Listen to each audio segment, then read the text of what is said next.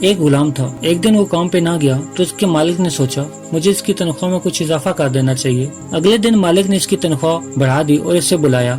जो इजाफी पैसे बने थे वो इसे दे दिए और वो खामोशी से पैसे लेके चला गया। कुछ दिन गुजरे, वो दोबारा काम से घर हाजिर हुआ तो उसके मालिक को गुस्सा आ गया।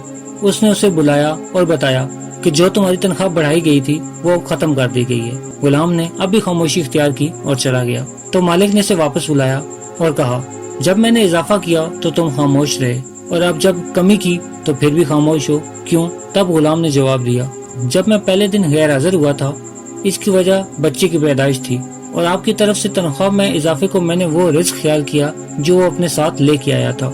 और अब जब मैं दूसरी दफा गैर हाजिर हुआ था तो इसकी वजह मेरी माँ की वफात थी और आपकी तरफ से तनख्वाह में कमी को मैंने वो रिस्क ख्याल किया जो अपने साथ वापस ले गई।